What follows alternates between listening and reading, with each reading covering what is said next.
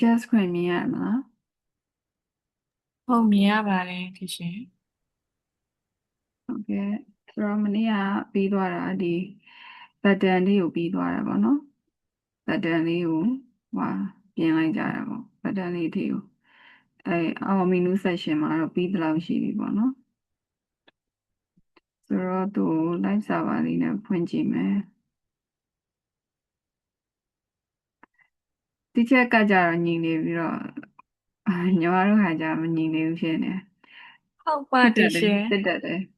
ဟုတ်ပုံနေကြောင်းဖြစ်တာပါအဲ့ဒါ width တွေ height တွေမတတ်မှပဲထည့်ရင်ရောအဆင်ပြေကြလား မပြေဘူးဒီရှင်ကပုံကြီးကအကြီးတွေပဲအာပုံကပုံကြီးဖြစ်တာကဟိုပါလေဒီမှာဒီကောင်ကိုဒီမှာဟိုပါလေ width ပေးလိုက်တယ်လေอืအောင်มမီ section မှာ width ကို80%ပေးလိုက်ပြီဆိုလို့80%မဟုတ်ဘူး sorry မ sorry ပေးခင်တော့ဟာလေဒီမှာ อื cut มอืม image top ကို100%ပေးလိုက်ရင်တော့ပုံကဝင်သွားမှာပဲပုံကအာဝင်သွားပြီးတော့ဒီမှာထပ်ပြီးတော့ width တွေ height တွေထပ်မပေးဘဲနဲ့ဖြုတ်ကြည့်ရင်ရောလို့အဆင်ပြေကြအော်လားကြည့်တာအောင်မနော်အားစိမဟုတ်လေ screen share ပြလိုက်ပါလားနှစ်ယောက်လုံးဟာလေဘယ်သူရင်ပြမလဲပြကြည့်လိုက်ပါညီမလေးဟာအရင်ပြရင်ပြလိုက်တယ်သူမနေ့တော့ကမမေးတာများတော့အဲအဲရတယ်အိမ်ချူပြမလားပြလိုက်လေဟုတ်ဟုတ်ဒီချက်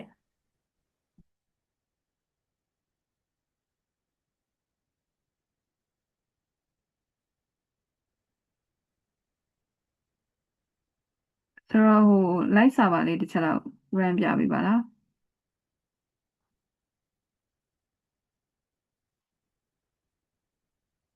အဲ့လိုဖုန်းကြီးကအကြီးကြီးဖြစ်ပြီးတော့ဟိုလှုပ်ဖြိုးသွားဒီချင်းအာအောက်ကိုချိုးကြပါဆိုတော့ကောက်ကိုပြန်သွားလိုက်ပါ style CSS file ပြန်သွားလိုက်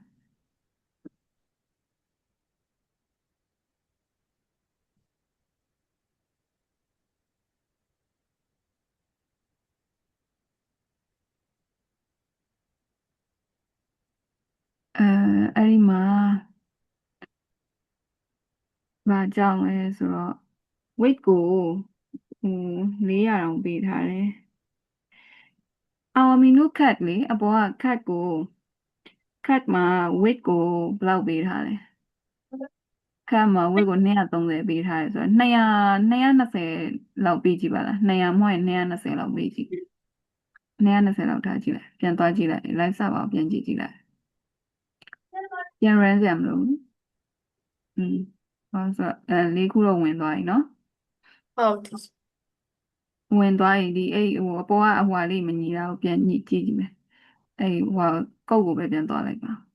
200 220လားအခုထားလိုက်တာ200လား220ဒီချင်း220เนาะ220ကိုပြီးတော့ဘာဖြုတ်လို့ရသေးလဲဆိုတော့อืม margin လေးကိုလည်းနည်းနည်း short လိုက်ရင်တော့ရမယ် margin ကိုလေဒီမှာ cut မှာအဲ8လောက်ပဲထားကြည့်ပါလား0ဒီမှာဟုတ်တယ်အဲ့ဒီကောင်လေး8လောက်ပဲထားကြည့်ပါပြီးတော့ဒီမှာ cut image top မှာ weight ကို400 height ကို250ပေးထားเนาะဟုတ်ဆိုတော့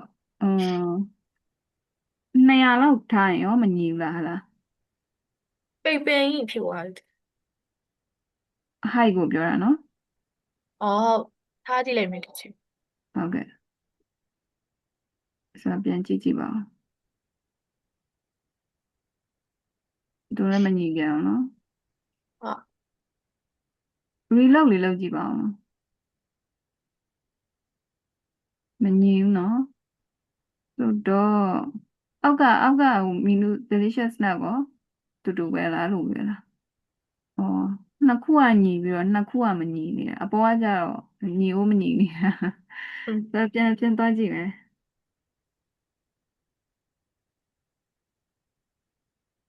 อืมအခုဆိုတော့ weight ကို300လောက်ထားကြည့်ရော height ကိုပြောတာ sorry height ကို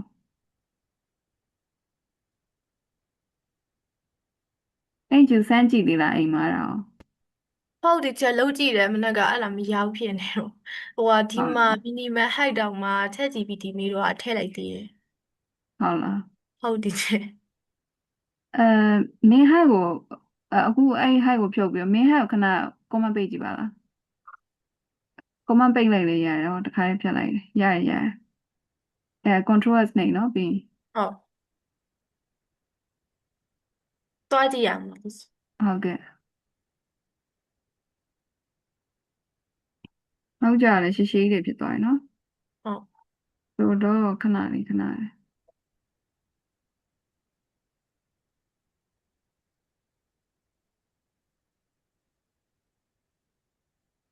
ီချက်ဟိုသူစုသစ္စာလည်းအဲ့ဒါပဲမလားအဲ့လိုပဲဖြစ်နေရမလားဟိုကတ်လေးကူကတော့ဟိုခုနကကြာနေတဲ့ဟာတော့အဆင်ပြေသွားရင်เนาะအိမ်ချူကโอเคဆိုတော့ဒီဟုတ်ဟုတ်ကတ်မညီတာကတော့ဒီချက်ရှာထားပေးမယ်เนาะနှစ်ယောက်လုံးတော့ပြီးလောက်ကြโอည့်ပေးเคမယ်စဒီချက်မ်းပြီးတော့เนาะဟုတ်အိမ်ချူကဟိုကတ်လေးခုကြာနေတာဟာတော့သုံးခုကြာနေတာဟာတော့အဆင်ပြေသွားပြီโอเคအဲ့ဆိုစကရင်ရင်ရှယ်ရလို့ရပြီเนาะဟုတ်ဟုတ်ဒီချက်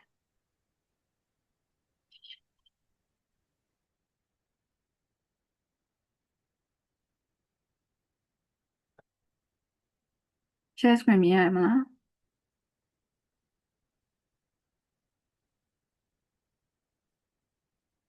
မြ screen င်ရမြင်ရလားပါတယ်ဒီရှင်ဟုတ်ကဲ့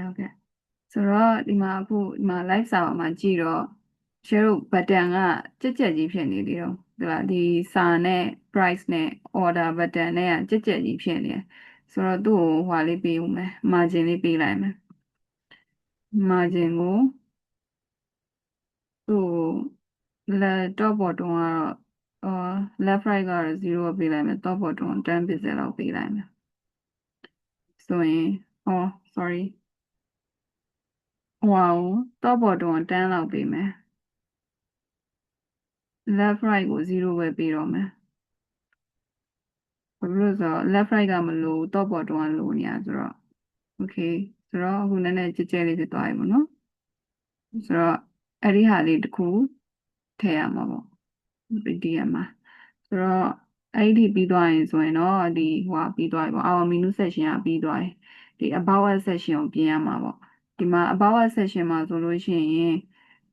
စာလေးတွေကဒီမှာကြက်လေးဖြစ်နေရပြီးတော့ font တွေလည်းမချင်းရသေးဘူးပေါ့နော်ဆိုတော့အဲ့ဒါလေးလုပ်ကြမယ်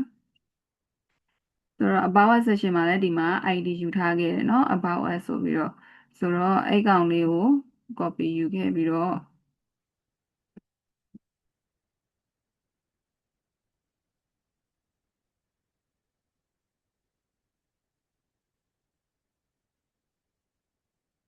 about us ကိုဘယ်ကနေစပြီးပြင်ကြမလဲဆိုတော့ about us က P ကစပြင်မှာဆိုတော့ P လေးကိုခေါင်းစဉ်တွေပါတွေကတော့ header တွေပါတွေကတော့ပြင်ပြီးသွားပြီလေဒီပုံမှာတခါတည်းထည့်ပြီးသွားပြီ font လေးကိုနော် H2 တွေကပြင်ပြီးသွားပြီဆိုတော့ P ကနေစပြင်ရမှာပေါ့ P ကနေဆိုရင်သူ့ကို font family ပြောင်းပါ font family ကိုသူ့ကိုလည်းလာတူပဲထားမှာလာတူပဲဆိုတော့ဒီကပဲ copy ယူလိုက်မယ်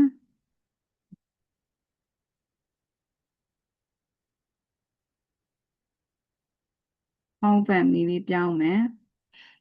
ပြီးတော့ရင်ဘာထည့်အောင်လဲဆိုတော့ပေါင်လေးချိန်တော့လာကြည့်ကြည့်အောင်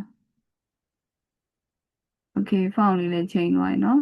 ဒါပေမဲ့စာရီကကြက်ကြီးတွေဖြစ်နေတယ် paragraph မှာဆိုရင်ဘာသုံးရမယ်ပြောခဲ့သေးလဲမှတ်မိလားစာတန်း line လေးကြက်ကြက်လေး spacing ဖြစ် line height သုံးရမှာဟုတ်တယ်line height ကိုသူ့1.5 rem လောက်ထားလိုက်မယ်เนาะဒါလို့ဆိုရင်အဆင်ပြေ1.5 rem ထားမယ်ပြီးတော့ paragraph ဆိုရင်နောက် text align ကိုဘယ်လိုထားရမလဲပြောထားသေးတယ်မှတ်မိလား line text ဆို align အကုန်ကြီးရအဲ justify ထားမယ် justify တော့ paragraph paragraph ဆိုရင် text align justify ထားမယ်ဆိုတော့ပုံစံလေးတွက်ကြည့်ကြည့်အောင်ဆိုတော့အဆင်ပြေသွားပြီဒါပေမဲ့ဟိုစာတစ်ပိုင်းနဲ့တစ်ပိုင်းကတော့နည်းနည်းဟိုဟာလေးကက်ကက်လေးဖြစ်နေအောင်ဆိုတော့သူ့ကို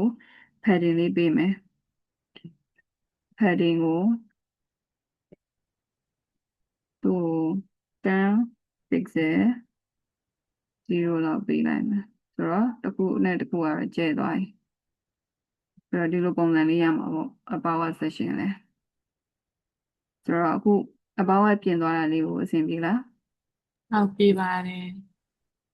okay ဆိုတော့ဒီ about us ဒီကောင်လေးရယ်ဒီ PTN order မှာဟိုဟာလေးပဲ button အဲ့ margin ထဲအဲ့လေးရယ်ပေါ့ဒီတစ်ခုရယ်ဒီကောင်လေးအဲ့လေးရေးကြည့်ပါဦး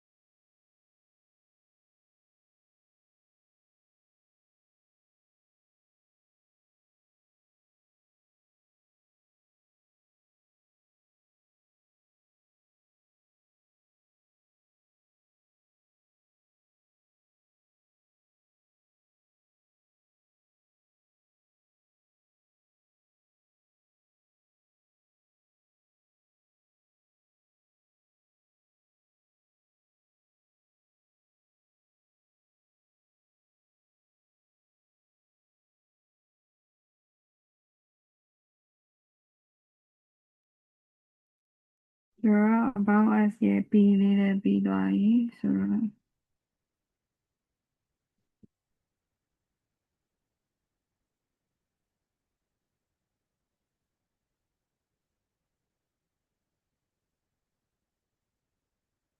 about us ပြီးသွားပြီဆိုတော့ now contact us session ကျန်မှာပေါ့နော်ဆိုတော့ contact us session အတွက်ဘာတွေပြင်ကြမှာလဲ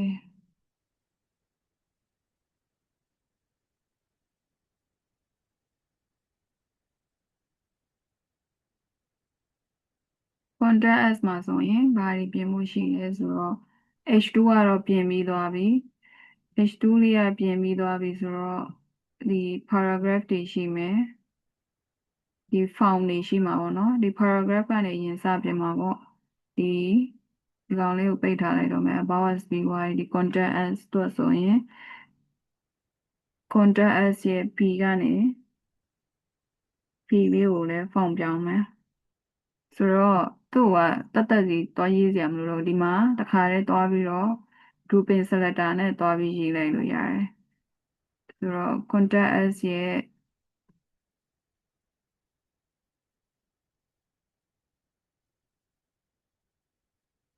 P ကိုလည်း okay P ပြောင်းသွားပြီတွေ့လား P ကိုလည်းဒီ form family ပြောင်းလိုက်မယ်ပြီးသွားရင်နောက်ပါကြံသေးတယ် footer ကိုလည်းဒီ form လေးပြောင်းမှာဆိုတော့တခါတည်း footer ကိုပါထည့်လိုက်တော့မယ် footer ရဲ့ P လေးကိုလည်းပြောင်းမယ်ဆိုတော့ footer လည်း form ပြောင်းသွားပြီပေါ့နော်ဆိုတော့ဒါတခါတည်းရေးလိုက်တာပေါ့ grouping selector နဲ့ရေးလိုက်တာ ပြီးတော့ဆိုတော့ဒီ contact us ရဲ့ဒီ form လေးကိုပြောင်းကြမယ်ဒီ form လေးကိုကြတော့ဒီမှာဘာတွေရှိလဲဆိုတော့အဲ form ရှိတယ်သူ့မှာ div ထဲမှာ label ရှိတယ် input ရှိတယ်ဒါလေးရှိတယ်ပေါ့နော်ဆိုတော့သူတို့ကိုအရင်ဆုံးတစ်ခုဘာတော့ပေးမလဲဆိုတော့ဒီ label လေးတွေကို class တစ်ခုတော့ပေးလိုက်မယ် label လေးတွေကိုကြတော့ form label ဆိုပြီးတော့ class တစ်ခုပေးကြမယ်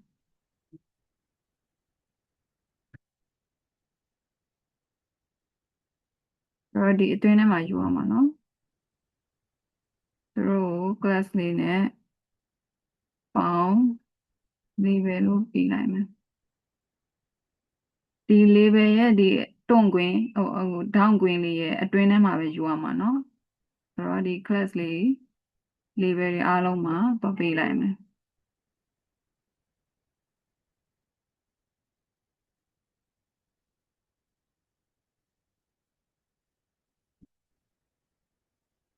ဒီမှာလည်းပေးပွားပြီ label ၃ခုလုံးမှာဒီ class လေးပေးလိုက်မယ်ပြီးသွားရင်အဲ့ကောင်လေးကိုအရင်စပြင်မှာပေါ့ဆိုတော့ပထမဦးဆုံးဒီ form ကနေစပြီးပြင်မယ် form ကိုဆိုရင်ဘာနေစပြင်မှာလဲ form ကိုလည်း form ကပြောင်းအောင်ပါဦးဆိုတော့ form family လာတိုလေးယူသုံးလိုက်မယ် okay form လေးလည်းပြောင်းသွားပြီပြီးသွားရင်သူ့ကိုအရင်ဗာလေးထည့်ကြည့်မယ်ဆိုတော့ border လေးထည့်ကြည့်အောင်မယ် border သူ့ကို2 pixel solid black လေးထည့်လိုက်မယ် okay ဆိုတော့ဒီမှာဘယ်လိုပုံစံလေးပြင်ရမလဲဆိုတော့တိတောင်ထည့်လိုက်တာနော်ဆိုတော့ဒီမှာကက်ကက်ကြီးဖြစ်နေတယ်လားသူတို့ချင်းချင်းတွေကက်ကက်ကြီးဖြစ်နေဆိုတော့ margin လေးထည့်လိုက်မယ် margin ကိုအဲ margin top ကနေပြီးတော့ကန်လိုက်မယ် margin မပေးတော့ margin top ကနေပဲကန်လိုက်မယ် margin top ကို10 pixel လောက်ပေးလိုက်မယ်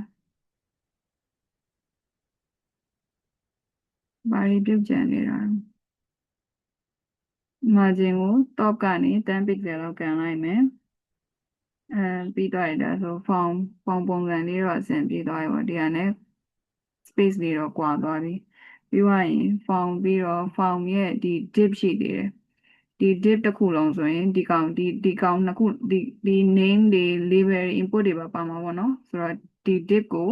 သွားပြီးတော့ style ထည့်မယ် form ရဲ့ div ပေါ့ဆိုတော့ form ရဲ့ div ကို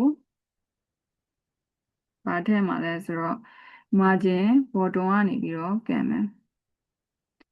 margin bottom သူ့ကိုဘယ်လောက်ထည့်မလဲဆိုတော့10 pixel လောက်ထည့်လိုက်မယ်ဆိုတော့တစ်ခုနဲ့တစ်ခု10 pixel လောက်ကန်သွားရင် margin bottom ကနေပြီးတော့10 pixel လောက်ကန်သွားပြီပေါ့ဆိုတော့အခုကဒီ form လေးကိုမလုပ်လိုက်တာလဲဆိုတော့ form ပြောင်းလိုက်တယ် border လေးခဏထည့်ထားတယ်ပြီးတော့ margin ထည့်တယ်ပြီးတော့ form ရဲ့ div တစ်ခုလုံးကိုmargin bottom ကန်လိုက်တယ်ပေါ့ဆိုတော့ဘယ်ဟာလေးလောက်ရမလဲဆိုတော့ဒီမှာဒီကောင်လေးကိုခဏပိတ်ထားလိုက်မယ်ဒီမှာ class လေးလာထည့်မယ် label တွေမှာ form label ဆိုရဲ class လေးထည့်မယ်ပြီးသွားရင်ဒီ form နဲ့ form div လေးကိုပြင်မယ်ဆိုတော့အခုပြောရအဆင်ပြေလားဟုတ်ပြီပါတယ်ဟုတ်ကဲ့လက်ရေးကြည့်ပြပါဦး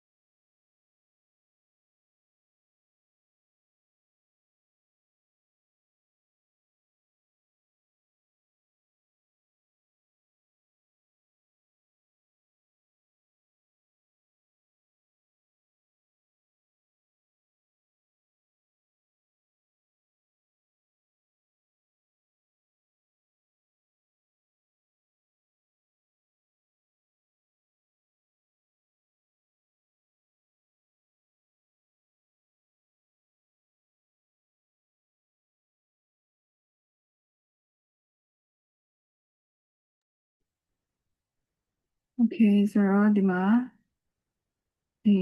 ခု class လေးယူခဲ့တဲ့ဒီ label လေးတွေကိုစပြင်ကြမှာပေါ့ဆိုတော့ဒီကောင်လေးကို copy ယူခဲ့မယ်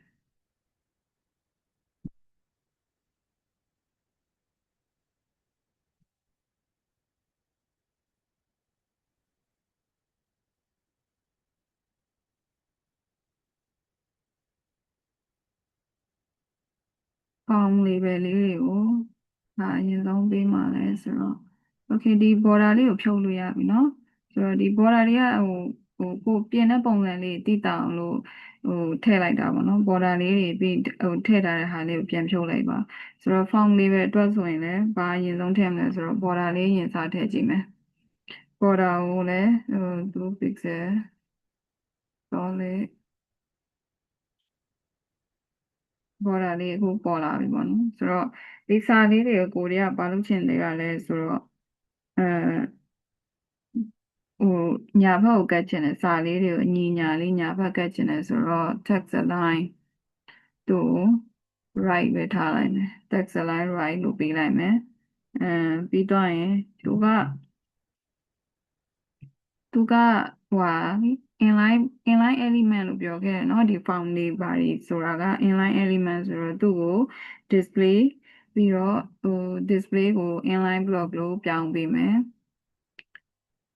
display ကို inline block လို့ပြောင်းပေးမယ်အခုtext align ကိုလည်း right လို့ပြောင်းပေးလိုက်ပြီဆိုတော့စာလေးတွေညာဘက်မှာအညီညာလေးကတ်သွားပြီ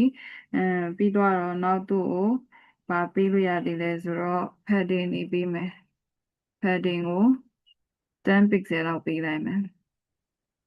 padding လေး10 pixel လောက်ပေးလိုက်တယ်နောက်ပြီးသွားရင်သူ့ကို width လေးလည်းပေးလိုက်မယ် width ကိုသူ့ကိုဘယ်လောက်ပေးမလဲဆိုတော့150 pixel လောက်ပေးလိုက်မယ် okay ဆိုတော့ width တွေ padding တွေပေးလိုက်တော့ပုံစံလေးကပေါ်လာပြီ display ကိုလည်း inline block ပြောင်းပေးလိုက်တယ်ပြီးတော့ text align ကိုလည်း right ဘက်ကသွားအောင်လို့ထည့်လိုက်ပြီပေါ့နော်ဆိုတော့ဒီ border လေးကိုဖြောက်လိုက်လို့ရပြီ border ကိုတစ်ခါတည်းဖြတ်လိုက်လည်းရတယ်เนาะမထည့်ရင်လည်းရတယ်ဆိုတော့ဒီမှာမြင်တောင်ထည့်လိုက်တာပေါ့နော်ဆိုတော့ဒီ label လေးကိုပြင်ပြီးသွားပြီ label ပြီးသွားရင်ဗာကြံသေးလဲဆိုတော့ဒီကောင်လေးကြံသေးတယ်ဒီကောင်လေးဒီအကွက်လေးပေါ့ဆိုတော့အဲ့ကောင်လေးတွေကိုလည်းတွားပြီးတော့ class တစ်ခုလောက်ပေးမယ်သူတို့က input ပေါ့ input ဆိုတော့သူတို့ကို class name class ကိုသူတို့ form control လို့ပေးလိုက်မယ် form control လို့ပေးလိုက်မယ်ဆိုတော့သူတို့အားလုံးမှာလာပေးမယ်ဆိုတော့ဒီမှာ control B မှာလည်း control B နဲ့လာထည့်လိုက်မယ် okay ဆိုတော့ဒီကောင်လေးကိုခဏထားလိုက်ပါဦးမယ်နော် form label လေးပဲအရင်ပြင်လိုက်ပါဒီချက်မှာတလားလေးခောက်နေလို့တော့ဖွင့်ပေးလိုက်မယ်ဒီ form label လေးပဲအရင်ပြင်လိုက်ပါနော်အခုပြောရအဆင်ပြေမှာလားဟုတ်ပြေးပါတယ်ဟာဟုတ်ကဲ့ဟုတ်ကဲ့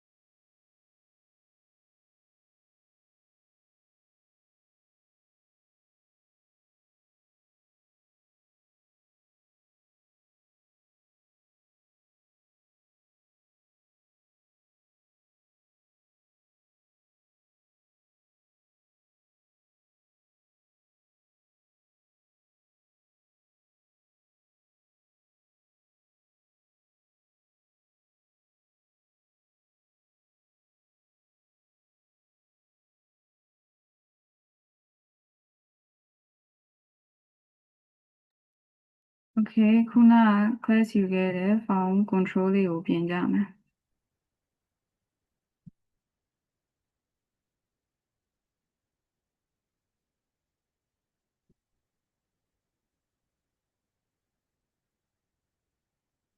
form control ကိုဘာအရင်ဆုံးပြောင်းပါလဲဆိုတော့ width တွေသတ်မှတ်ပေးမယ်သူဒီမှာ border လေးပါနေတဲ့ဟာလေးဖြောင်းမယ်ပေါ့ဆိုတော့ border ကို none လို့ပေးလိုက်မယ်ဆိုတော့ border လေးပျောက်သွားပြီပြီးသွားရင် width ကိုလည်းသူ့ကို300 pixel လောက်ပေးလိုက်မယ်300 pixel လောက်ပေးလိုက်မယ်ပြီးရင်ဒီ background color ဖြူရောင်ကြီးဖြစ်နေတာကိုဒီကောင်ရဲ့ color အတိုင်းလိုချင်တယ်ဆိုတော့ background color ကိုလည်းဒီရောင်လေးပဲထားလိုက်မယ်ဆိုတော့ background color လည်းပျောက်သွားပြီဆိုတော့ border bottom လေးပေးလိုက်မယ် border bottom ကိုသူ့ကိုဘယ်လောက်ပေးမလဲဆိုတော့2 pixel solid ဒီ chocolate ရောင်လေးပေးလိုက်မယ်ဆိုတော့ဒီလိုမြင်းချောင်းပုံစံလေးတိုင်းဖြစ်သွားပြီပေါ့ပြီးသွားရင်ဒီမှာဆိုရင်နောက်ပါကြံသေးတယ်ဆိုတော့အခုဒီလိုလေးသွားပြီးတော့သူ့ကားစာချလိုက်လို့ရှိရင်ဒီလိုအကွက်လေးပေါ်လာနေတယ်တွေ့လားဆိုတော့အဲ့ဒီအကွက်လေးမလို့ခြင်းဘူးဆိုတော့ဘာလုပ်လို့ရလဲဆိုတော့သူ့ကို outline လေးတွေမပေါ်ခြင်းဘူးပေါ့ outline ကို none လို့သွားပေးလိုက်လို့ရတယ်ဆိုတော့ဒီမှာအခုဆိုရင်ခုနအကွက်လေးတွေ outline တွေမပေါ်တော့ဘူးပေါ့နော်ဆိုတော့ outline ကို none ပေးမယ် border တွေ width တွေသတ်မှတ်ပေးမယ် background color ထည့်ပေးလိုက်မယ်ပေါ့ဆိုတော့ဒါလည်းအခု form control ကိုလည်းပြင်ပြီးသွားပြီပေါ့ဆိုတော့အခုအဆင်ပြေလားဒီ form control ပြင်တာလေးကိုဟုတ်ပြီပါတယ် ဟုတ်ကဲ့လိုက်ရေးကြည့်ပေးပါဦ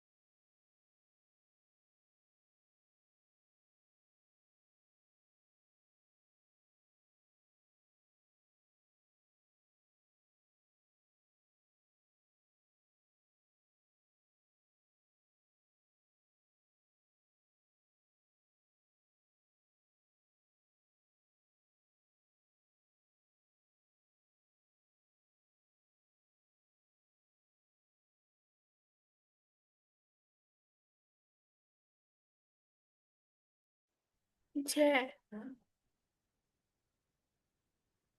ဟုတ်ကဲ့ဟိုကလေသမီးဟာလေးတစ်ချက်လောက်ကြည့်ပေးပါဦးဟိုကအောက်ဖက်ရောက်နေလို့မြင်းချောင်းလေးဟုတ်ကဲ့ဟုတ်ကဲ့ ရှင်းတယ်နော် screen share လိုက်နော်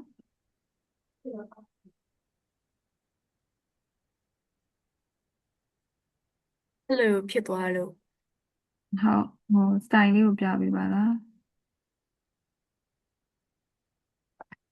ပေါင်လေးပဲမှာ display inline block ယူတယ်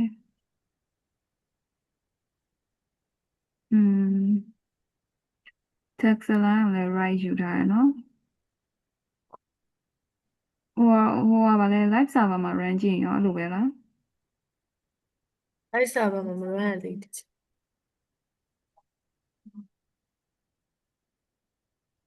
အော် your ဟိုက message က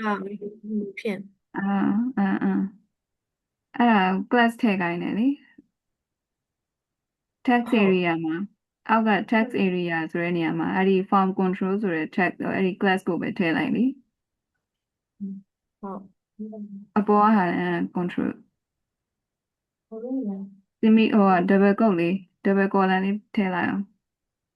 ဟောရပြီဒီချက်ဟုတ်ရတော့တယ်ဟုတ်ကဲ့ဟုတ်ဒီမှာဟိုကျင်းချင်းလေးပေါ့နေလို့အောက်ကျနေတာဟုတ်ဒီချက်ဟုတ်ကဲ့ပါ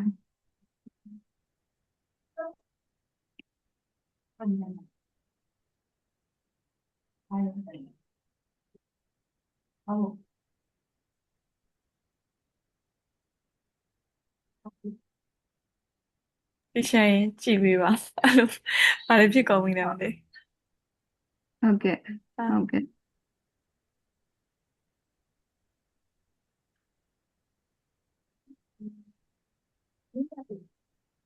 မြင်ရလားမသိ ဟောမြင်ရပါတယ်ဒီဟာတွေကမှန်တယ်မလားဒီချက်ဒီမှာ class equal to found control ဟိုဒါလေးကြံခဲ့ပြီ double quote ပေါ့မှာdouble quote လေးကျန်နေတာဟာ အဆင်ပြေသွားပြီခဏလေးပြန် run ကြည့်မယ်နော်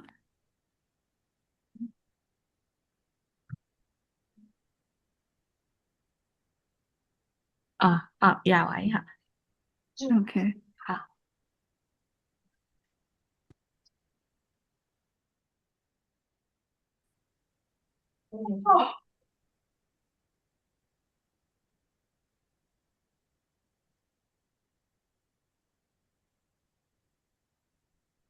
ကဲ form control လည်းပြင်ပြီးသွားပြီဆိုတော့ဒီ button လေးကျန်မှာပါနော်ဒီ send message ဆိုတဲ့ button လေးအဲ့ဒါလေးကိုပြင်ကြမယ်အဲ့ဒါလေးကိုပြင်မယ်ဆိုရင်သူ့ကိုလည်းသူ့ကိုဒီမှာလည်းဘာမှ class name တွေမပေးခဲ့ဘူးเนาะ class တွေမပေးခဲ့ဘူးဆိုတော့သူ့ကိုလည်း class တစ်ခုတော့ပေးမယ်သူ့ကိုလည်း class တစ်ခုတော့ပေးမယ်အော်ငါစကားလေးတစ်ချက်ကြောင်းနေ class တို့ဘာပေးမလဲဆိုတော့ PTN submit ဆိုပြီးတော့ပေးလိုက်မယ် PTN submit ဆိုပြီးတော့ပေးလိုက်မယ် class name လေးတစ်ခုပေးမယ်နော်ပြီးတော့ရင်အဲ့ဒီ class လေးကိုပြင်ကြမယ်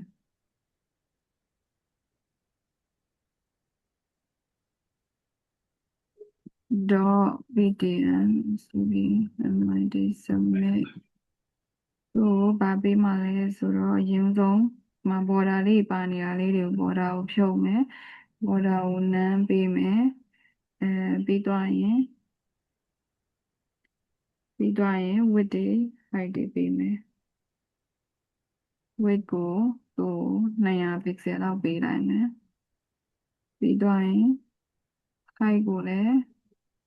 40 pixel လောက်ပေးလိုက်မယ်ပြီးတော့ရင် background color ကိုဒီ chocolate အရောင်လေးပေးလိုက်မယ်ပြီးရင်စာသားအရောင်ကိုလည်းဒီအရောင်လေးပေးလိုက်မယ်ဆိုတော့ရသွားပြီပြီးတော့ရင်ဒီမှာကက်ကက်ကြီးဖြစ်နေတယ်ကက်ကက်ကြီးလည်းဖြစ်နေတယ်ပြီးတော့ဒီဘက်ကိုရွှေ့ချင်တာလေโอเคဒီမှာကြည့်ပေါ့ဒီဘက်တောက်ကြီးကိုကက်နေတယ်ဟိုရဲ့ဒီနားလောက်ကိုရွှေ့ချင်တာဆိုတော့သူ့ကိုဘယ်လိုရွှေ့လို့ရလဲဆိုတော့ margin อืม margin သူ့ကို margin bottom ကိုသူ့ကိုဟွာလောက်ပေးလိုက်မယ်20 pixel လောက်ပေးလိုက်မယ်ပြီးသွားရင် margin top ကိုသူ့ကိုဘယ်လောက်ပေးမှာလဲဆိုတော့ margin top ကို 10 pixel လောက်ပေးလိုက်မယ်ပြီးသွားရင်ဗာကျန်သေးတယ်ဗာကျန်သေးတယ်ဆိုတော့ဒီဘက်ကိုရွှေ့ရအောင်ပါနော် yes margin အ left လိုက်လား ကို မြင်ချင်တိုင်း margin left ကိုသူ160 pixel လောက်ရွှေ့လိုက်မယ်ဆိုရင်ဒီဘက်လေးရွှေ့လိုက်ဆိုတော့ဒီကောင်လေးဒီဘက်ကြည့်ကြည့်မယ်ဆိုတော့ဒီဘက်လေးရွှေ့လိုက်နော်ဆိုတော့160လောက်ကန်လိုက်မယ် margin left ကနေပြီးသွားရင်ဗာကျန်သေးတယ်ဆိုတော့ border radius အဲ border radius ကိုသူ့8 pixel လောက်ပေးလိုက်မယ်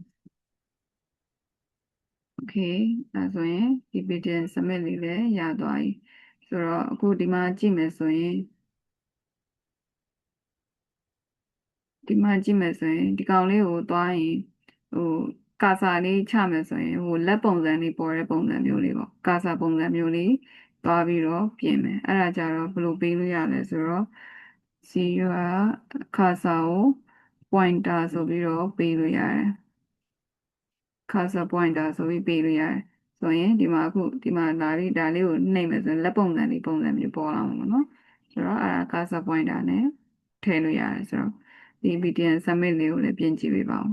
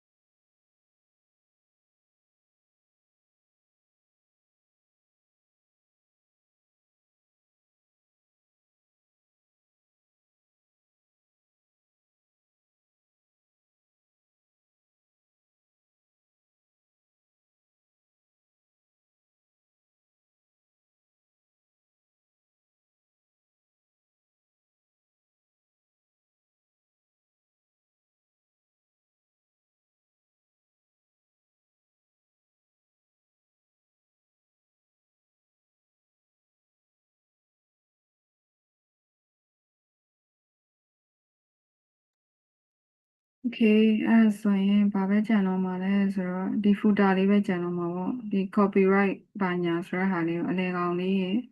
ရွှေ့ကြမယ်ဆိုတော့ဒီကောင်လေးကိုပြင်ကြမယ်ဆိုတော့သူက footer ကိုကြတော့ text align center လို့ထားလိုက်မယ်ဆိုရင်ဒီကောင်လေးအလေကောင်လေးပြောင်းသွားလားပြောင်းသေးဘူးလား text align center ပြောင်းသွားတယ်ဟောပြီးနည်းကိုချက်ပြောင်းအောင် text align center ဆိုတော့ဟို to top ဆိုတဲ့ဟိုဟာလေးကပြောင်းသွားတယ်နော် to top ပြီးရပြောင်းသွားတယ်ဆိုတော့ပြီးရင် font size footer ရဲ့ p ကိုလည်း footer ရဲ့ p လေးကိုလည်း text align center ထားမယ်နောက်ပြီးသွားရင်font size ကိုသူ0.9လောက်ထားလိုက်မယ်ဆိုတော့ footer လေးကိုတွက်ကြည့်အောင်ဆိုတော့အောက်လေးကိုရွှေ့သွားပြီပေါ့နော်တော့footer လေးကိုပြင်လိုက်တာအဆင်ပြေလားဟုတ်ပြီပါတယ် ဟုတ်ကဲ့လုပ်ကြည့်ပါဦး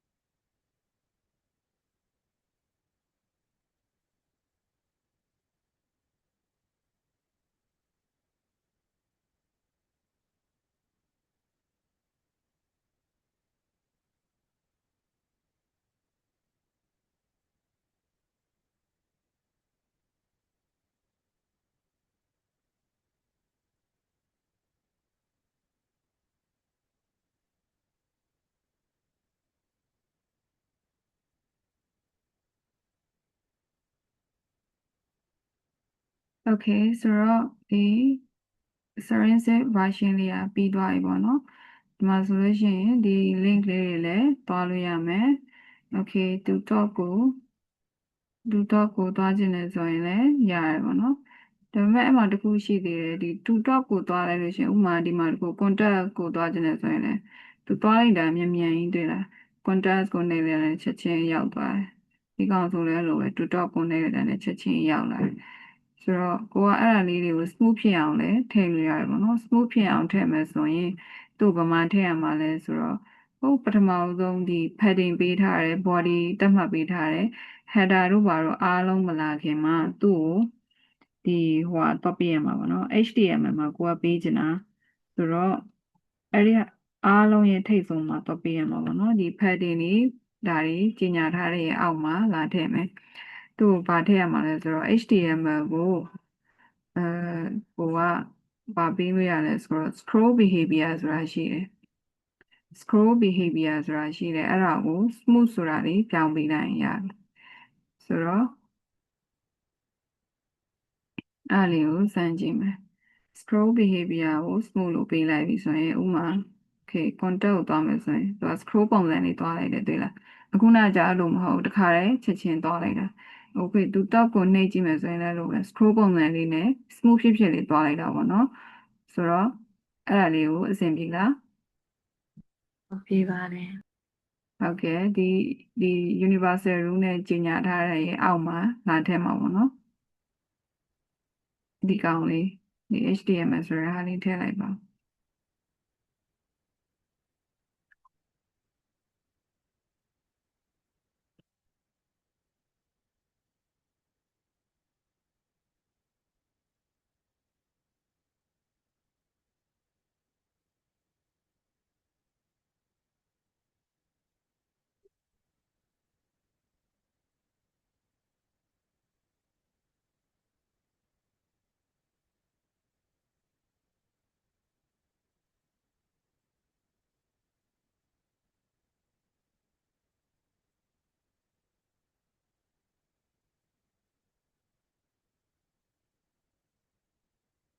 ဒီရှယ်summit ဘတ်တိုင်းရလည်းနည်းကြီးနေလို့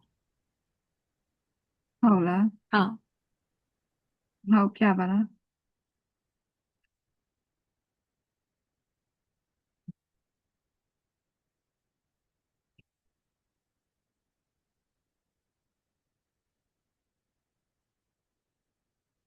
သူ့ကို weight ဘယ်လောက်ပေးထားတာလဲ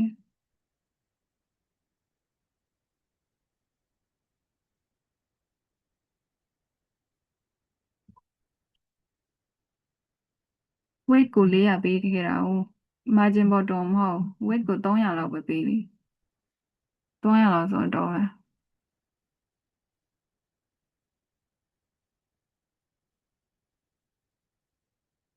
အခုသေးသွားပြီနော်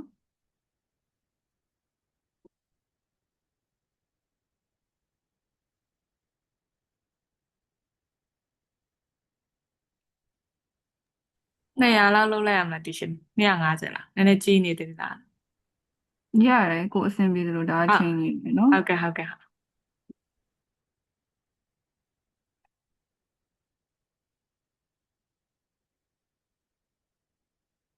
ဆိုတော့ခုနက screen လေးမပိတ်လိုက်နဲ့အောင်ခုနအဲ့ cut လေးမညီတဲ့ဟာလေးလုပ်ကြည့်ကြမယ်အဲ့ကျူလဲအဲ့ဒါလေးလိုက်လုပ်ကြည့်နော်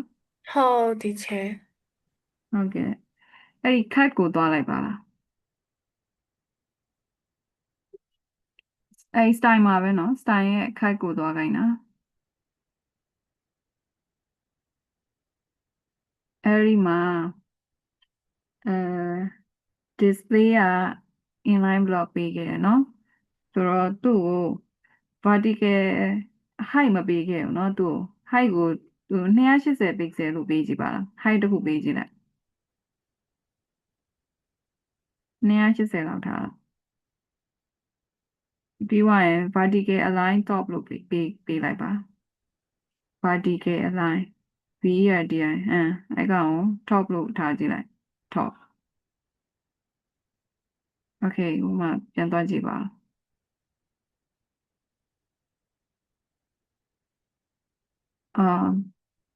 နည်းနည်းဟွာလေးဖြစ်သွားရင်နော်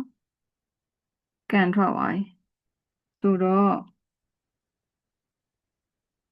အဲ့ကုတ်ကိုပြန်သွားလိုက်ပါကုတ်ကဒီ height ဒီမှာ height ပေးခဲ့တဲ့ဟာလေးကို cut image dot မှာလေ height ပေးခဲ့တဲ့ဟာလေးကိုcommand ပိတ်လိုက်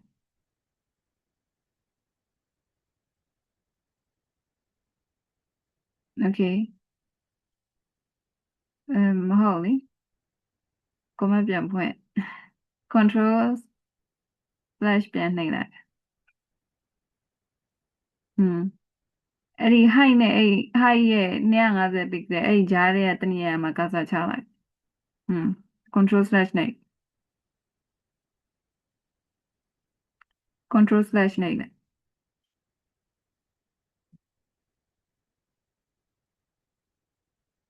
command ပိတ်တဲ့ဟာလေ control slash နှိပ်လိုက်ပါ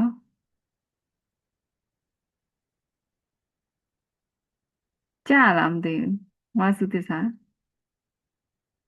မိုက်ပိတ်ဒီရှပြောယ်နေကြားတယ်ဟုတ်လားမဖို့ကနည်းနည်းလေးသူကနည်းနည်းမတူတော့လေဆက် control လက်မရယ်တွေ့ဘူး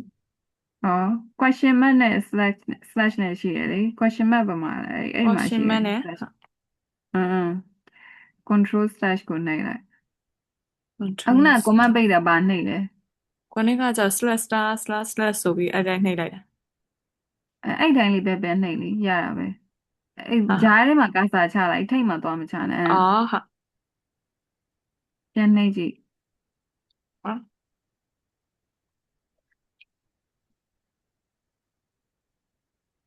မရအောင်မရအောင်လားနောက်နေကြမှာဟိုချက်ချစ်ပြီးတော့မေးကြည့်လိုက် okay ဖြတ်သူလိုက်ပါအဲ့ဒီကြောင်ဖြတ်လိုက်မဟုတ်ဘူး ဖြတ်လိုက်ဟာ okay အဲ့ဟိုလေးပြန်သွားကြည့်ပါလား wait ကိုကြည့်ချင်လို့အဲ့အဆင်မပြေသေးဘူးထင်တယ် ဟာ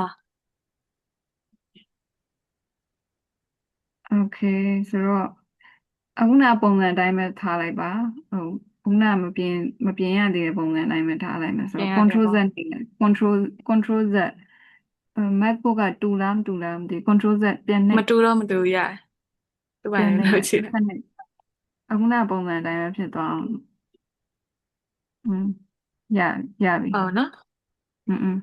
အဲ့ဒါကလေအမှအခုက ဟုတ် display က inline block ကိုပဲသုံးထားသေးလို့ပေါ့နော်နောက်ပိုင်းဟုတ်တင်လာမယ့်အချိန်ကျအဲ့မှာတခြား display ဟွာတွေလည်းတင်လာလို့ချိန်ကြလို့ရှရင်လေဒီကောင်တွေကသူ့ဟာသူညီသွားအောင်လို့လုပ်လို့ရသွားမယ်သိလားဟုတ်အင်ဂျီကဲ့ဟုတ်ကဲ့လည်းသိလားအတူတူပဲဆိုတော့အခုကဒီတိုင်းလေးပဲထားလိုက်တော့ပေါ့နော်ဆိုတော့ဒါလေးကိုအပြီးသက်ပြီးသွားပြီအာဟိုဟာ Fevicol ရောထည့်ထားကြလားနှစ်ယောက်လုံးထည့်ထားပြီဒါလားလည်းထည့်ထားတယ်ဟုတ်တယ်ရှင်ဟိုသူအင်ဂျူရောထည့်ထားလား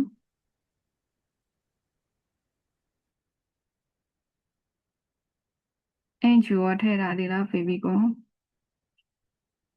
Fevicol ဆိုတာဒါလေးတွေကိုပြောတာနော်ဒီချဲကတော့မထည့်ရသေးဘူးဒီမှာလေးဒီကောင်လေးပေါ်နေရတယ်အဲ့ဒါ Fevicol လို့ခေါ်တာထည့်ပြီလားအင်ဂျူဒီချဲနဲ့အတူတူထည့်လိုက်မယ်မဟုတ်ရင်လည်း ထည့်ရသေးပါဘူးဒီချက်โอเคထည့်ကြမယ်ဆိုတော့ Fevicol ကဒီထိတ်ဆုံးမှာပေါ့သူ့ကို link သူတို့ရိုက်လိုက်ဒီမှာ link Fevicol ဆိုတာလေးကြာလာမယ်တွေ့လားဆိုတော့အဲ့ထဲမှာကိုကဘယ်ပုံယူမှာလဲ image folder တွေကဥပမာကိုကဒီမှာ Fevicol လေးတစ်ခုယူထားတယ်ဆိုတော့အဲ့ဒါလေးကိုထည့်ပေးလိုက်အောင်မယ်ဒီ HTRF မှာကိုထည့်မဲ့ image file တွေကပုံလေးကိုရွေးထည့်ပေးလိုက်အောင်မယ်ဆိုတော့အဆင်ပြေလား link နဲ့ချိန်တာနော် link အောက်မှာဒီမှာ Fevicol ဆိုတာလေးပါလာမယ်အဲ့ဒါလေးကိုနှိပ်လိုက်ဆိုတော့ဒီမှာဆိုရင်ပြောင်းသွားပြီဒီချက်ဒီမှာ Fevicol လေးဝင်လာပြီဆိုတော့တခါတည်းအင်ချူလောက်လိုက်ပါဦးအဲ့ဒါလေး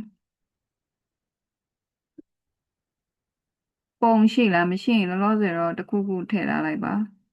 ဒီ image folder ထဲမှာရှိတဲ့ပုံတစ်ခုခုပဲထည့်ထားလိုက်ပါ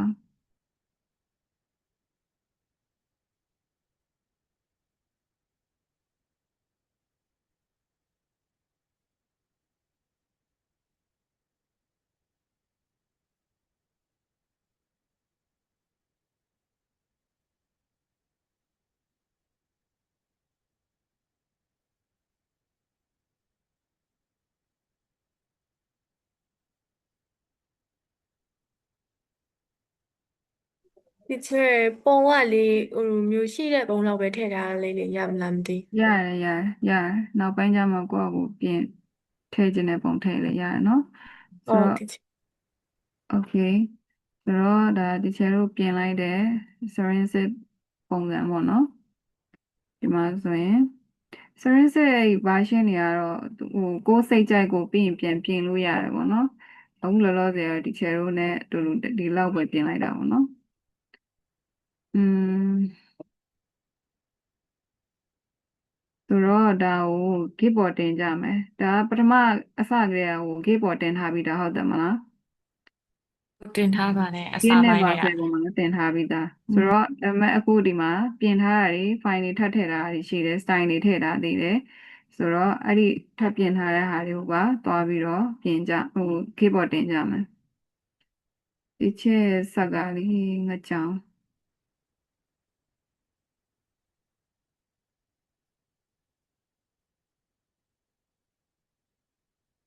ဆိုတော့ keyboard တင်ကြမယ်ဆိုတော့ terminal ဒီပေါ်မှာမြင်နေရသလား file တွေ edit တွေ selection view ကို terminal ဆိုတာလေးပေါ်နေတယ်ဆိုတော့အဲ့ဒီကနေပြီးတော့ new terminal ဆိုတာကိုခေါ်လိုက်ရင်လည်းရတယ်ဒီလို terminal လေးကြာလာမယ်အဲ့လိုမှမဟုတ်ဘူး shortcut နဲ့ဆိုလို့ရှိရင်ဘယ်လိုခေါ်လို့ရလဲဆိုတော့ control ရဲ့ backtick ရဲ့နှိပ်လိုက်လို့ရှိရင်လည်းဒီ terminal လေးကြာလာနိုင်မယ်ဆိုတော့ခေါ်ကြည့်ပါ terminal ခေါ်လိုက်ပါဒီကနေဒီအပေါ်ကနေဒီမှာမြင်နေရတဲ့ terminal ကနေ new terminal ဆိုတော့ရွေးနေရတယ်เนาะပြီးရင်ဟို shortcut အနေနဲ့ဆိုရင်တော့အမြန်ပေါ့ကိုကတော့ဒီဟို basic အနေထားနဲ့မဟုတ်ဘဲနဲ့ shortcut နဲ့သုံးမှဆိုရင်တော့ control backtick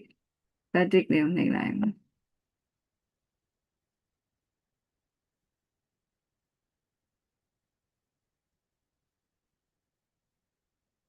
နောက်ပြီးတော့ဒီကွန်ပျူတာလေကိုသုံးနေတဲ့ကိုယ့်ရဲ့ဆက်ကကိုယ်နဲ့ရင်းနှီးနေအောင်ဟိုဟာလောက်ထားပါတော့ပြီးတော့ shortcut လေးတွေကိုလည်းများကျင်တာဆိုတော့ shortcut သုံးတဲ့သူရဲ့ဟိုဟာနဲ့ ဒီတိုင်းဟို file နေလိုက်ရှာတစ်ဆင့်ချင်းစီတွားနေရနေရ level မတူဘူးเนาะ ဟုတ်ပြီရှင်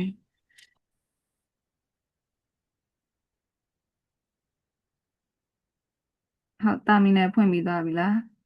ဖွင့်ပြီးတော့ပါပြီ โอเคအိမ်ချူရောရပြီလားစဉ်းသစ်ဖြစ်ပြီလား ပြီးတော့ပါပြီဒီချက် โอเคဆိုတော့ဒီချာတို့ကဟိုပထမအဆင့်ဆင့် gate in တို့ပြီးတော့ဟိုမှာ gate မှာသွားပြီးတော့ repository လောက်တာတို့လောက်ခဲ့ကြတယ်ပေါ့နော်ဆိုတော့ဒါပထမဦးဆုံးတစ်ခေါက်မှာကိုက project တစ်ခုကို gate ပေါ်စတင်တော့မယ်ဆိုရင်အဲ့လိုလောက်ရတာပေါ့နော် repository ရင်ယူရတယ်ပြီးရင်ဒီမှာ gate in ဆိုတာလေးရိုက်ထည့်ရတယ်ပေါ့နော်ဆိုတော့အဲ့ဒါတွေကအစလုပ်ပြီးသွားပြီဆိုတော့ဒီမှာဘာပဲလုပ်ရုံပဲဆိုတော့ git add space ပြီးရင် dot ဆိုတာပဲရိုက်အောင်ပဲဆိုရင်ကိုဒီမှာပြင်ထားတဲ့ file တွေအကုန်လုံးအားလုံးကတခါတည်းထည့်ပြီးသားဖြစ်သွားမှာပေါ့နော်အဲ့လိုမှမဟုတ်ကိုက manually ဟိုဟာလုပ်ချင်တယ်ဆိုလို့ရှိရင်လည်း git add ပြီးွားရင်ကိုထည့်ချင်တဲ့ file ကိုသွားပြီးတော့ဒီမှာ slash လုပ်ပေးလိုက်အောင်ပဲဒီမှာအခုပေါ်လာတဲ့နေရာမှာ select လုပ်ပေးလိုက်အောင်ပဲဆိုတော့ကိုကအဲ့လိုမျိုးဟို file တွေရွေးမနေတော့တခါတည်း git add space dot ဆိုတာလေးကိုပဲရိုက်ထည့်လိုက်မယ်ဆိုရင်ဒီမှာအားလုံးဝင်သွားပြီဝင်သွားပြီဆိုတော့ဘယ်လိုကြည့်လို့ရလဲဆိုတော့ git state status ဆိုတာလေးနဲ့ခေါ်ကြည့်မယ်ဆိုတော့ဒီမှာဝင်သွားတာလေးအစိမ်းရောင်လေး file လေးပေါ်လာပြီပြီးသွားရင် git status ပြီးသွားရင် git commit လုပ်ရမယ် commit လုပ်ရမယ်ဆိုတော့ git commit minus n ပြီးသွားရင်ဒီမှာအခုဆိုရင် add style and string set ပေါ့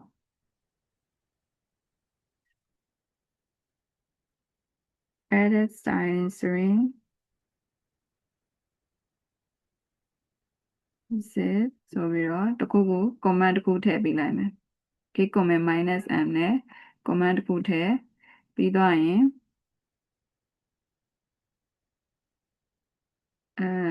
ဒီမှာရသွားပြီပြီးသွားရင်ဘာလုပ်ရမလဲဆိုတော့ push လုပ်ရမယ် sorry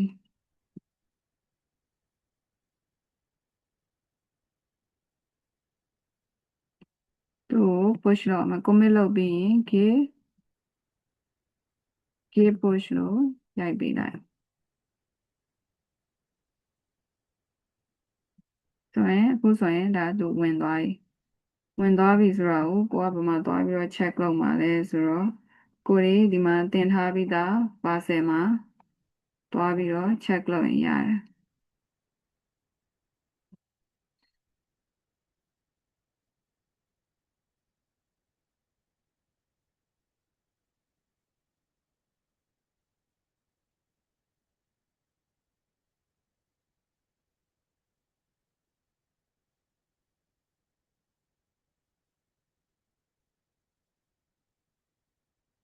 မှလေးပါနော်ဒီချက်စက်ကလေးဒီနေ့မှအရင်လေး ရပါတယ် ချက်တွင်းထားတာလေးဟိုမှာဖြစ်နေအောင်လေ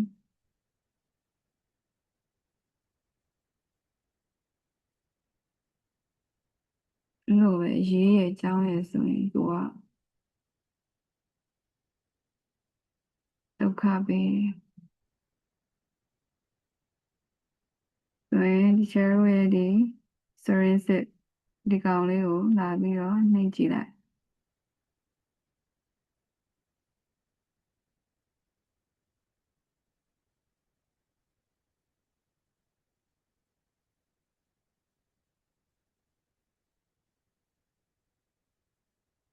ကျစိတ်မရှိတော့ဘူးចောင်းသားရဲ့စိတ်ရှင်လာတော့မသိဆိုရင်ဒီချက်ရဲ့ဟိုဟာလေးပေါ်လာတယ်နော်အဲ့ဒါလေးရေလှုပ်လိုက်ပါဒီမှာဒီ git commit ပထမဆုံးက git add နော် git add space dot ပြီးသွားရင် git status ခေါ်ကြည့်လိုက်ပြီးသွားရင် git commit minus m နဲ့ command တစ်ခုရိုက်ထည့်ပေးရမယ်ပြီးရင် git push အဲ့ဒါလေးလုပ်ကြည့်ပါပြီးသွားရင်ဒီချက်အဲ့ git အဲ့ vercel က link လေးတစ်ချက်လောက် share ပေးနော်ဒီရှင် ဟုတ်ကဲ့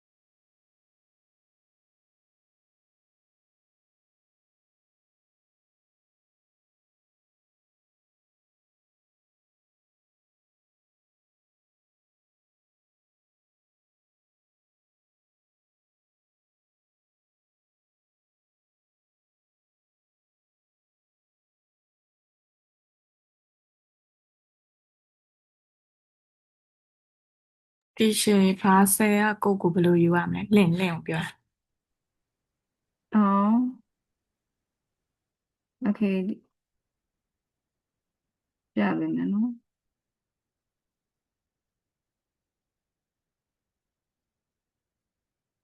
โอเคဒီမှာဘာဆယ်ဆိုပြီးတော့သွားလိုက်လေ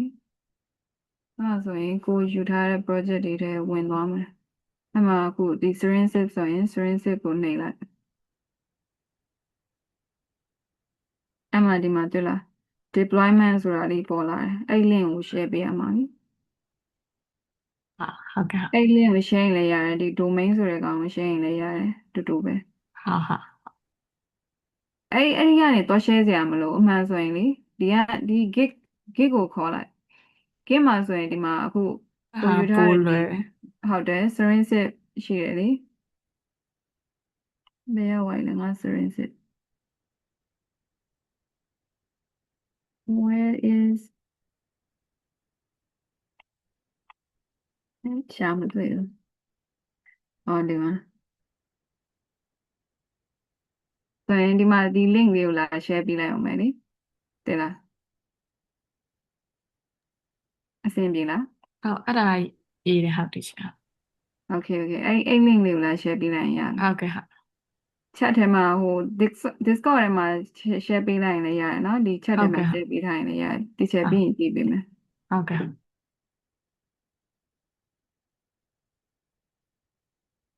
အဲ့ချိုအဆင်ပြေလား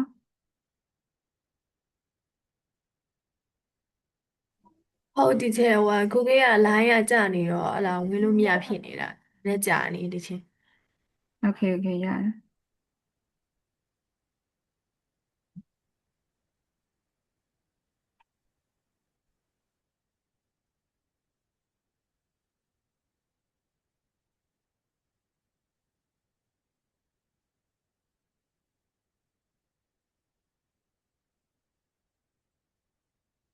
ရှယ်ပို့တော့ပြီးပါတစ်ချက်စစ်ကြည့်ပါ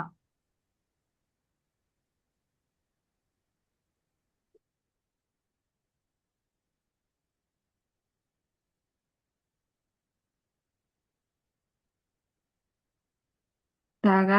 ဟိုဟာ gig ဟိုဟာကိုပေးလိုက်တာနော်အမှန်ဆိုရင် share ရမှာဒီ link ကို share ရမှာဒီမှာ browser link လေးပေါ်နေတာတွေ့လားအာဟုတ်အဲ့ဒါလေးကိုရှယ်ပြရ browser မှာပေါ့ link ကိုပြောလို့ browser link ကို share ပေးပါလို့ပြောရင်ဒီ link ကို share ပေးဒီ အာ gig ရဲ့ဟိုဟာပါ share ပေးပါဆိုရင်ဒီ link ကို share ပေးရမှာပေါ့နော်ဟုတ်ကဲ့အခုကရတယ်ဒီဟုတ်ကဲ့ကောင်လေးကိုကိုယ့်ကိုယ်ဝင်ကြည့်တော့မယ်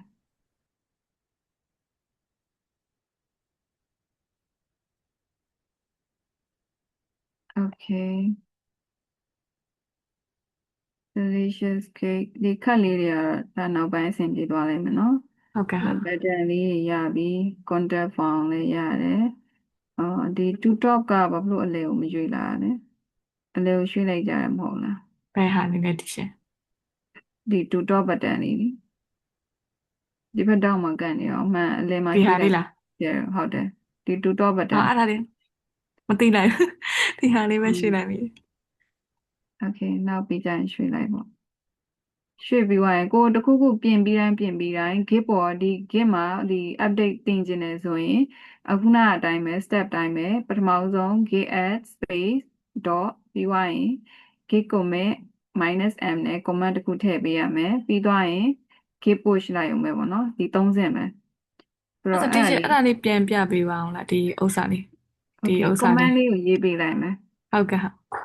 ပထမဆုံး git add space ဝ dot တ်တီရှင်ဒီဟာလေးကိုပြောတာဒီ down arrow လေးနိ arrow လေးရေးတဲ့ဟာလေးကိုပြောတာဒီရှင်ဩအဲ့ဒါလေးဟိုပြီးကြရင် recording ကြည့်ရင်တော့မြင်ရလိမ့်မယ်လीဟုတ်ကဲ့အခုတခါပြင်ချင်တာရတယ်ဒီရှင်မဟုတ် okay ဒီက ရတယ် command ဒီတွေရှင်ပြီးမှာဟုတ်ရေးပြောပြလိုက်မယ်နော် git add space dot ရေပြီးသွားရင် git status ခေါ်ကြည့်ဒီချာကအမြဲတမ်းဒီ git status ခေါ်ကြည့်တာပေါ့နော်ကိုလုံးလိုက်တဲ့ဟာကဒီဝင်သွားလားမဝင်သွားလား check လုပ်လို့ရပါဘောနော် git status ပြီးသွားရင် ဟာ git commit -m something ပေါ့ပြီးသွားရင် git push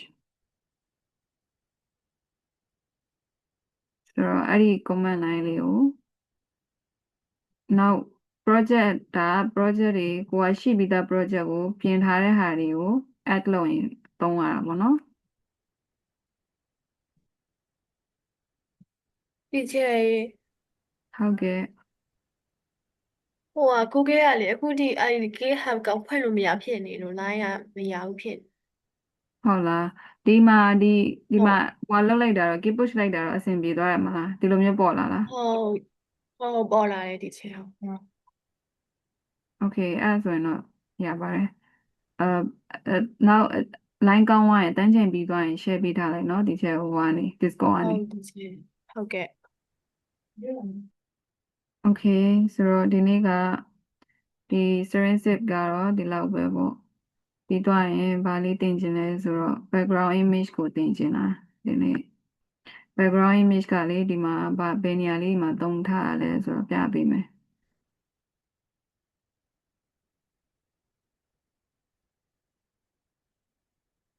ဒီမှာဆိုရင်လေ project from other students ဆိုတာရှိတယ်အဲ့ဒီထဲမှာဝင်ကြည့်ကြည့်မယ်ဒီက string zip ဆိုတဲ့ဟာမှာဒီမှာဆိုရင် project တွေရှိတယ်เนาะအဲ့ဒီထဲတစ်ခုခုပြကြည့်မယ်ဒီမှာဆိုရင်ဒီမှာတက်လာဒီချာတို့ပထမသုံးထားတာမှာဒီကောင်ကဟိုမှာ background မှာ image မရှိဘူးเนาะဒီတိုင်း background color လေးပဲထည့်တာဒီမှာဆိုရင်သူက image လေးထည့်တာဆိုတော့နောက်တစ်ခုကြည့်ကြည့်မယ်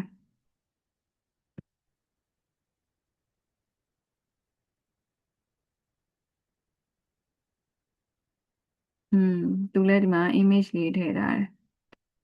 ဒီဟွာလေးမှာ image သုံးထားပါတော့ဆိုတော့အဲ့ဒါ background image ကိုသုံးပြီးတော့ထည့်ထားပါတော့ဆိုတော့အဲ့ဒီကောင်လေးတွေကိုတင်ခြင်းတယ်ဒီနေ့ဆိုတော့ဒီချဲ file လေးပေးလိုက်မယ်အမှန်ကတော့ဒီကနေတခါလဲ gig ကနေပဲ gig လုံးလုံးတဲ့ပုံစံမျိုးလေးတခါလဲတင်ပေးလိုက်မယ်ဆိုတော့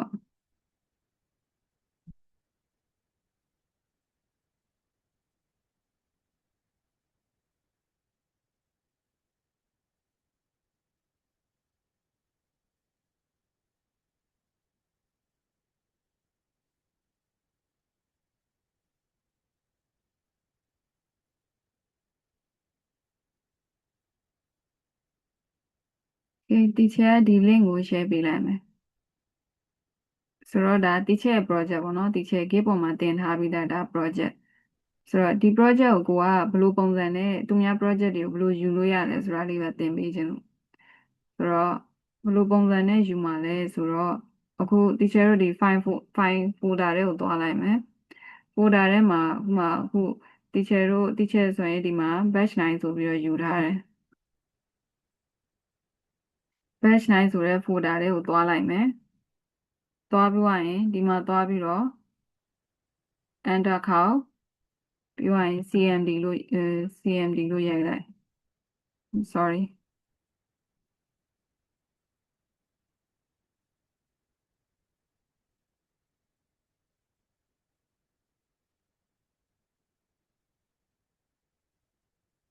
โอเคဒီကိုရဲ့ဒီဟိုဟာကျောင်းသားတွေကသူတို့ယူထားတဲ့ file ထဲမှာသွားပါတော့ဒီချေကဒီမှာ batch 9ဆိုတာယူထားတာဖြစ်တဲ့အတွက်အဲ့ဒီမှာသွားမယ်ဒီချက်ဆက်ကဒီနေ့ဘယ်လိုဖြစ်နေမှမသိဘူးဒီနေ့သင်ရတာအဆင်ပြေမှာမဟုတ်တယ်နဲ့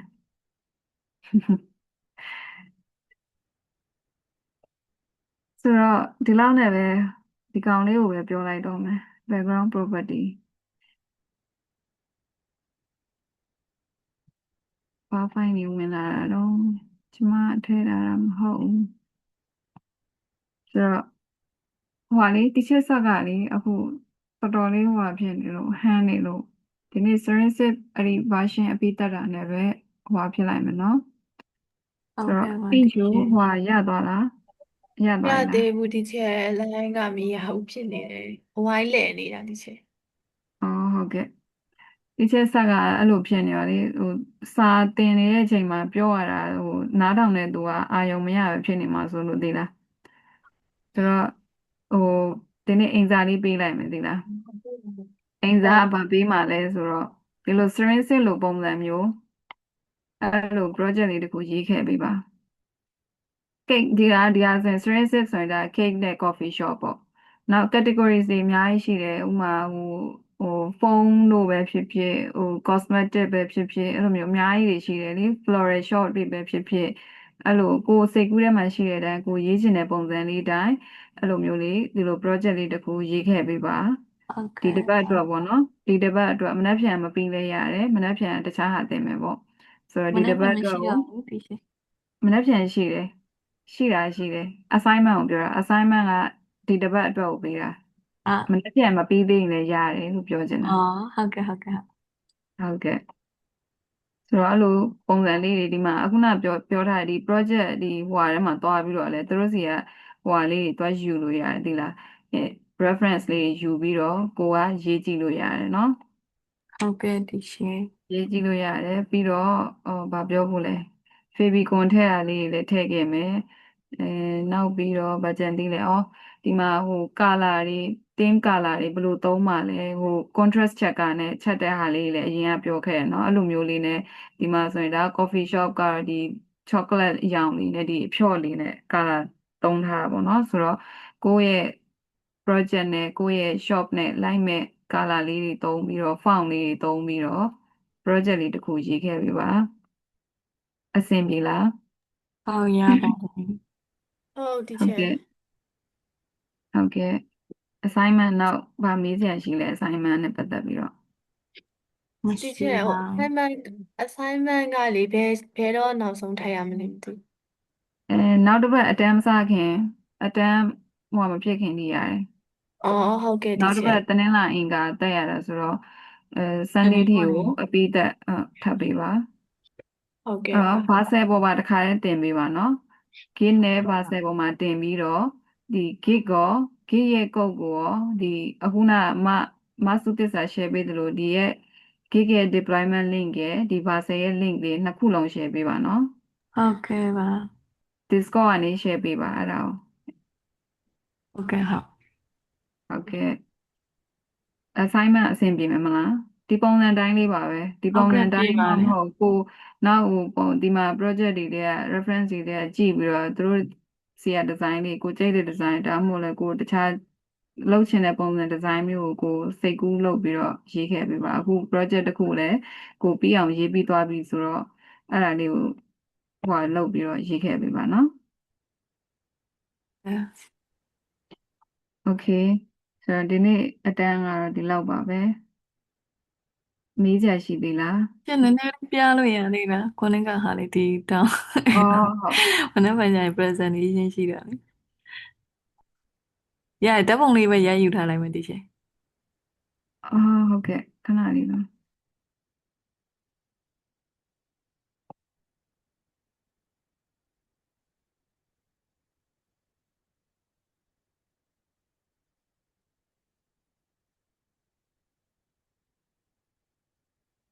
presentation ကအကြောင်းပါလား ဒီအကြောင်းမှာအခုတစ်ပတ်အရန်နေအလုပ်ရှုံးဆောင်းဝဲဖြစ်ရမှာဆိုတာလေ ဟုတ်ကဲ့အဲ့ဒါကဒီမှာဒီ footer ကို tax align center နဲ့ပြောင်းလိုက်တာနိဒီ footer လေးကိုပြောင်းလိုက်တာ sorry နော်ခဏဒီချက်ဆက်ကဒီနေ့တော်တော်အဆင်မပြေဘူးဖြစ်နေတာ sorry ပါနော်ဒါတင်ရဖြတ်လေးဖြစ်ကုန်ဒီမှာဒီချက်ဟွာလေးနဲ့ပို့ပေးလိုက်မယ် footer မှာ ဟုတ်ကဲ့ อืม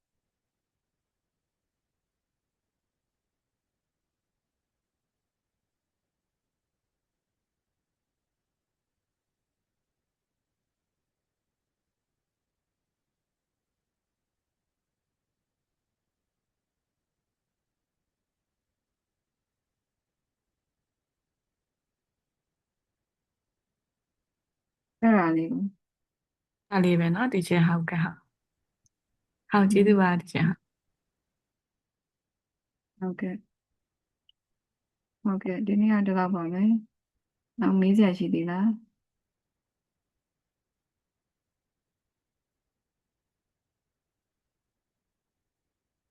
မေးစရာရှိကြသေးလား assignment နဲ့ပတ်သက်ပြီးမရှင်းနိုင် ပြီး ရှိ တော့ ရင် ပါ လည်းအဲ့ဒီ Discord ထဲမှာလာမေးလို့ရတယ်နော် ဒီရှင် ဟုတ်ကဲ့ပါဆိုရင် good night ပါ ဒီရှင်